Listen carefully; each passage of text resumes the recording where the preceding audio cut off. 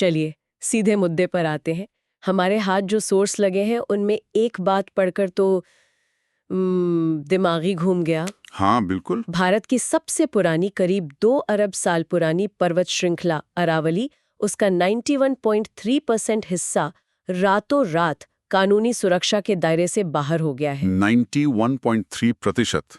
और ये किसी भूकंप या बाढ़ की वजह से नहीं हुआ, बल्कि सिर्फ एक कानूनी परिभाषा बदलने से। हाँ बिल्कुल, एक परिभाषा बदलने से हुआ है। आज हम इसी की तह तक जाने वाले हैं। जी।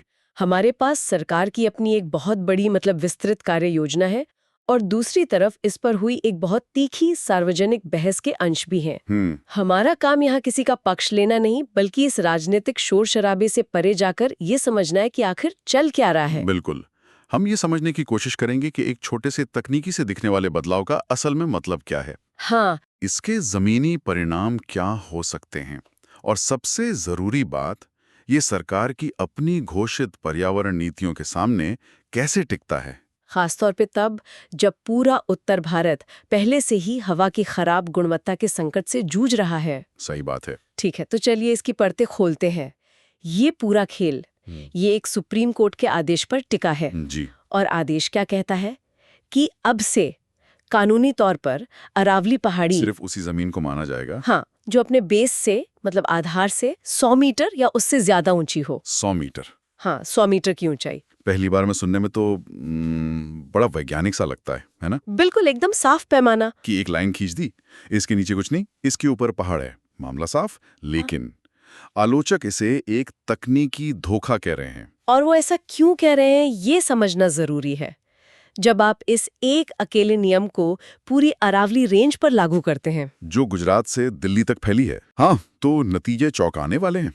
जो पूरा इलाका पहले संरक्षित माना जाता था, उसका 91.3% हिस्सा अब 91.3%। जी 91.3% हिस्सा अब कानूनी तौर पर असुरक्षित हो गया है। सिर्फ 8.7% हिस्सा ही इस नई परिभाषा के तहत बचता है। एक मिनट, ये तो जैसे 10 में से 9 हिस्से अब कानूनी तौर पर पहाड़ ही नहीं रहे, बस एक कलम के झटके से। ठीक यही। ये तो अविश्वसनीय है। लेकिन सवाल ये है कि जो छोटी पहाड़ियां 100 मीटर से कम है, उनके हटने से इतना बड़ा फर्क क्यों पड़ना चाहिए? आखिरकार बड़ी चोटियां तो अभी भी सुरक्षित है ना? यहीं पर सबसे बड़ी गलतफहमी होती है। देखिए, अरावली सिर्फ कुछ ऊंची ऊंची चोटियों का नाम नहीं है। अच्छा? ये एक पूरा इकोसिस्टम है, एक आपस में जुड़ा हुआ जाल। ये छोटी छोटी पहाड़ियां उस जाल की सबसे जरूरी कड़ियां हैं। वो इस पूरी श्रृंखला को एक निरंतरता देती हैं। जब आप इस जाल का 91% हिस्सा हटा देते हैं, तो आप दरअसल बड़े बड़े खाली गलियारे बना रहे हैं। और इन्हीं गलियारों को पर्यावरणविद धूल के गलियारे या डस्ट कॉरिडोर्स कह रहे हैं ना? बिल्कुल। ये सुनने में कितना भयानक लगता है। और ये भयानक है भी, क्योंकि ये थार रेगिस्तान से उठने वाली धूल भरी आंधियों को दिल्ली एनसीआर और गंगा के मैदानों तक पहुंचने का सीधा रास्ता दे देता है। ओहो। और ये सिर्फ हवा की बात नहीं है। ये जमीन अब खनन और रियल एस्टेट के लिए पूरी तरह से खुल गई है, जिस पर पहले कानूनी रोक थी। लेकिन सबसे हैरान करने वाली बात तो ये है कि सरकार खुद अपनी ही बात काटती हुई नजर आती है। जी। ये कानूनी बदलाव सरकार की ही कुछ महीने पहले की घोषित प्राथमिकताओं के बिल्कुल खिलाफ जाता है। यहाँ समय सीमा को देखना बहुत दिलचस्प है। सुप्रीम कोर्ट का ये फैसला, जिसमें 100 मीटर की परिभाषा तय हुई, ये आया दिसंबर 2025 में। ठीक है। लेकिन इससे सिर्फ 8 महीने पहले, मई 2025 में, भारत के पर्यावरण मंत्रालय ने अरावली लैंडस्केप रेस्टोरेशन पर एक बहुत विस्तृत एक्शन प्लान जारी किया था। कुल रिपोर्ट की प्रस्तावना तो खुद केंद्रीय पर्यावरण मंत्री ने लिखी थी, और उसमें उन्होंने अरावली को उत्तर पश्चिमी भारत का हरा फेफड़ा यानी ग्रीन लंग्स कहा था। ये दोनों बातें एक साथ कैसे हो सकती हैं? यही तो सबसे बड़ा अंतर्विरोध है, और आलोचकों का मुख्य सवाल भी यही है। एक तरफ आपकी आधिकारिक रिपोर्ट कहती है कि अरावली थार मरुस्थल को आगे बढ़ने से रोकने वाली एक प्राकृतिक दीवार है, ये हमारे हरे फेफड़े हैं। और दूसरी तरफ कुछ ही महीनों बाद उसी सरकार की सहमति से अदालत में इसकी परिभाषा को इतना संकुचित कर दिया जाता है कि ये दीवार ही लगभग गायब हो जाए। और उस रिपोर्ट में तो ये भी माना गया था कि राजस्थान में 128 में से 31 पहाड़ियां, हाँ 31 पहाड़ियां, वो पहले ही अवैध खनन और दूसरी गतिविधियों की वजह से गायब हो चुकी हैं। जी, सरकार ने इस समस्या को माना था, इतना ही नहीं, उस एक्शन प्लान में अरावली को फिर से हरा भरा करने के लिए 1653 करोड़ रुपए का बजट भी रखा गया था। 1653 करोड़। लेकिन अब सोचिए, अगर 90% से ज्यादा इलाका कानूनी तौर पर अरावली है ही नहीं, तो ये पैसा खर्च कहाँ होगा? सही बात है। ये पूरा मिशन ही बेमानी सा लगता है। ये तो ऐसा हुआ जैसे आप घर की मरम्मत के लिए पैसा और कारीगर ले आए, लेकिन फिर घर को ही गैरकानूनी घोषित कर दिया। तो अब इस सब का जमीनी मतलब क्या है? जब हम धूल के गलियारे या गायब होती पहाड़ियों की बात करते हैं, तो इसका दिल्ली, गुड़गांव, फरीदाबाद में रहने वाले आम इंसान की जिंदगी पर क्या असर पड़ रहा है, ये पड़ सकता है? इसका सीधा और सबसे पहला असर हवा की गुणवत्ता पर पड़ता है। हम सब अपने फोन पर AQI यानी एयर क्वालिटी इंडेक्स का स्कोर देखते रहते हैं। हाँ, रोज सुबह। और सर्दियों में ये 400-500 के पार चला जाता है। बहस में एक पर्यावरणविद ने साफ कहा, अगर 90% अरावली चली गई तो दिल्ली NCR में AQI का खेल ही खत्म समझिए। खेल ही खत्म। हाँ, अरावली दो काम करती है। पहला, वो दिल्ली के लिए एक विशाल एयर फिल्टर की तरह है, प्रदूषण को सोखती है। दूसरा, वो रेगिस्तान की धूल को रोकने वाली एक दीवार है। इस नए नियम से हम वो फिल्टर भी खो रहे हैं और वो दीवार भी गिरा रहे हैं। और हवा के अलावा पानी का भी जिक्र है स्रोतों में। हाँ, और ये संकट शायद हवा से भी ज्यादा गहरा है। दशकों से हो रहे खनन ने भूजल स्तर मतलब एक्विफर्स को तबाह कर दिया है। अच्छा। कई झीलें पूरी तरह सूख गई हैं। हमारे स्रोतों में गिजन नदी का एक बहुत ही चिंताजनक उदाहरण दिया गया है। वहां पत्थर तोड़ने वाली इकाइयों से निकलने वाला कचरा नदी में जाता है, जिससे पानी में अमोनिया और सीसा, कैडमियम जैसी जहरीली धातुओं का स्तर खतरनाक हद तक बढ़ गया है। ये पानी न पीने लायक बचा है, न ही इससे खरीफ की खेती हो सकती है। और जाहिर है, जब पहाड़ और जंगल जाते हैं तो सिर्फ पेड़ ही नहीं जाते, पूरा जीवन चक्र प्रभावित होता है। ये एक मान्यता प्राप्त जैव विविधता हॉटस्पॉट भी तो है। बिल्कुल। 300 से ज्यादा तरह के पौधे, 120 से ज्यादा पक्षियों की प्रजातियां और कई जंगली जानवर, ये पूरा एक इकोसिस्टम है। एक भूविज्ञानी में तो एक और भी बड़ी चेतावनी दी है, जिस पर कम लोगों का ध्यान गया। क्या? उन्होंने कहा कि अरावली के इस विनाश का असर मॉनसून पैटर्न पर भी पड़ सकता है, और हो सकता है कि इसका दूरगामी प्रभाव उप हिमालयी क्षेत्र में कम बारिश के रूप में दिखे। मतलब इसका असर सिर्फ दिल्ली या राजस्थान तक सीमित नहीं है, बल्कि और भी दूर तक जा सकता है। ये तो वाकई में चिंताजनक है। अच्छा, जब इस नए आदेश का बचाव किया जाता है तो अक्सर सस्टेनेबल माइनिंग यानी टिकाऊ खनन और मुआवजे में पेड़ लगाने जैसी बातें कही जाती हैं। हाँ। जैसे दिल्ली में मियावाकी जंगल बनाने की बात हो रही है। हाँ, और मियावाकी जंगल एक जापानी तकनीक है, जिससे छोटे से एरिया में बहुत घने देसी जंगल उगाए जाते हैं। सुनने में ये बहुत अच्छा लगता है। लगता तो है। लेकिन इस पर बहस में आलोचकों का एक जवाब बहुत सीधा और दमदार था। उन्होंने कहा, आप जंगल बना सकते हैं, पहाड़ नहीं बना सकते।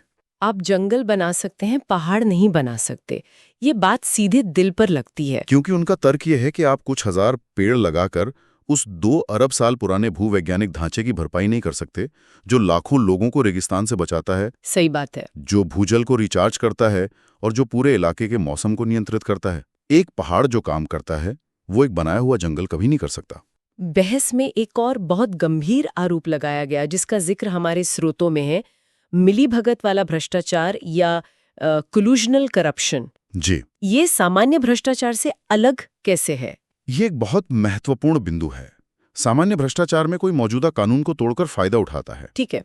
मिलीभगत वाले भ्रष्टाचार का आरोप ये है कि यहाँ राजनीतिक सत्ता और बड़े व्यावसायिक हित मिलकर कानून को तोड़ते नहीं, वो कानून को ही बदल देते हैं। अच्छा। ताकि उनका काम कानूनी हो जाए। जो काम कल तक अवैध खनन था, वो आज परिभाषा बदलने के बाद टिकाऊ विकास बन जाता है। मतलब खेल के नियम ही बदल दो ताकि आप कभी फाउल ना कहलाओ। ठीक यही बात। और हमारे स्रोतों के अनुसार जब पर्यावरण मंत्री की CRDAI मतलब वो रियल एस्टेट डेवलपर्स की संस्था। हाँ, confederation of real estate developers associations of India, जो कि रियल एस्टेट के बड़े खिलाड़ियों की संस्था है, उनके साथ बैठक की खबरें आईं तो इस मिलीभगत के आरोपों को और हवा मिली। ये धारणा बनी कि ये बदलाव पर्यावरण की चिंता से नहीं, बल्कि व्यावसायिक हितों को साधने के लिए किए गए हैं। ये सब सुनकर तो बहुत निराशा होती है। क्या इस अंधेरे में कहीं कोई उम्मीद की किरण भी है? क्या कोई समाधान का रास्ता है? विडंबना देखिए, उम्मीद की सबसे बड़ी किरण उसी सरकारी रिपोर्ट में है जिसे इस नए नियम के जरिए नजरअंदाज किया जा रहा है। उसी रिपोर्ट में? हाँ, उस रिपोर्ट में एक बहुत ही महत्वाकांक्षी योजना का जिक्र है, Aravalli green wall initiative. Aravalli green wall? ये अफ्रीका की ग्रेट ग्रीन वॉल जैसा कुछ लगता है। बिल्कुल उसी से प्रेरित है। ये कोई छोटा मोटा प्रोजेक्ट नहीं है, ये बहुत ही बड़े लेवल की प्लानिंग है। अच्छा। इसका लक्ष्य है गुजरात के पोरबंदर से लेकर दिल्ली हरियाणा बॉर्डर तक 1600 किलोमीटर लंबा और 5 किलोमीटर चौड़ा एक हरा भरा गलियारा बनाना। 1600 किलोमीटर लंबा और 5 किलोमीटर चौड़ा गलियारा। जी, ये भारत की सबसे बड़ी पारिस्थितिकी बहाली परियोजनाओं में से एक हो सकती है। ये तो बहुत बड़ा है। पर ये काम कैसे करेगा? क्या इसमें सिर्फ पेड़ लगाना शामिल है? नहीं, ये उससे कहीं ज्यादा है। ये आधुनिक विज्ञान और पारंपरिक ज्ञान का एक बेहतरीन मिश्रण है। ओके। एक तरफ इसमें बड़े पैमाने पर पेड़ लगाए जाएंगे, लेकिन सिर्फ वही पेड़ जो वहां की स्थानीय जलवायु के अनुकूल हों और जिन्हें कम पानी की जरूरत हो, जैसे कि खेजड़ी। खेजड़ी का पेड़। हाँ, वो तो राजस्थान का कल्प वृक्ष कहलाता है। ये जमीन को उपजाऊ भी बनाता है। और पारंपरिक ज्ञान का इस्तेमाल कैसे होगा? यहीं पर ये योजना खास हो जाती है। इसमें जोहड़ जैसी पारंपरिक जल संचयन तकनीकों को फिर से जिंदा करने पर जोर है। जोहड़ छोटे छोटे मिट्टी के बांध होते हैं जो बारिश के पानी को बह जाने से रोकते हैं और उसे धीरे धीरे जमीन में सोखने देते हैं। इससे भूजल का स्तर अपने आप ऊपर आ जाता है। अच्छा। ये सदियों पुरानी जांची परखी तकनीक है। और सबसे अच्छी बात शायद ये है कि ये सिर्फ एक सरकारी योजना नहीं है। सही कहा आपने। इसका सबसे मजबूत पहलू है इसका समुदाय आधारित संरक्षण मॉडल। इसका मकसद सिर्फ पर्यावरण को बचाना नहीं है, बल्कि स्थानीय समुदायों को स्थायी आजीविका के साधन देना भी है। अच्छा। जब लोगों को जंगल से सीधा फायदा मिलेगा तो वो खुद उसकी रक्षा करेंगे। ये ऊपर से थोपी गई योजना नहीं, बल्कि जमीन से जुड़ी हुई पहल है। तो आज की हमारी ये पूरी बातचीत हमें एक अजीब दोहराहे पर लाकर खड़ा करती है। बिल्कुल। एक तरफ एक छोटा सा कानूनी बदलाव है, एक तकनीकी परिभाषा जिसके नतीजे बहुत बड़े, विनाशकारी और शायद हमेशा के लिए हैं। और दूसरी तरफ उसी सरकार की एक दूरदर्शी महत्वाकांक्षी राष्ट्रीय योजना है जो उसी इकोसिस्टम को बचाने का सपना देखती है। और ये बहस हमें शमन मतलब मिटिगेशन और संरक्षण मतलब प्रिजर्वेशन के बीच के बुनियादी फर्क को भी दिखाती है। शमन और संरक्षण। आप मियावाकी जंगल लगाकर या कुछ पेड़ लगाकर हुए नुकसान की भरपाई करने की कोशिश कर सकते हैं, ये हुआ शमन। लेकिन आप उस 2 अरब साल पुराने पहाड़ को बचाने की जगह नहीं ले सकते जो असल में उस नुकसान को होने से ही रोक रहा था। ये है संरक्षण। और आज हम संरक्षण की लड़ाई हारते दिख रहे हैं। बिल्कुल। और अंत में हमारे श्रोताओं के लिए सोचने वाली एक बात, हमारे सूत्र में एक भूविज्ञानी ने एक बहुत दिलचस्प सादृश्य दिया। क्या था? उन्होंने कहा कि अरावली को सिर्फ 100 मीटर से ऊंची चोटियों से परिभाषित करना ठीक वैसा ही है जैसे हम ये नियम बना दें कि पत्रकार सिर्फ उसी इंसान को माना जाएगा जिसकी लंबाई 6 फीट से कम हो। हाँ, ये तुलना एकदम सटीक बैठती है। और यहीं से एक जरूरी सवाल उठता है, कोई तकनीकी परिभाषा कब एक वैज्ञानिक वर्गीकरण की सीमा लांघकर एक ऐसे अपरिवर्तनीय विनाश के लिए कानूनी बहाना बन जाती है जिसे हमारी आने वाली पीढ़ियां कभी ठीक नहीं कर पाएंगी।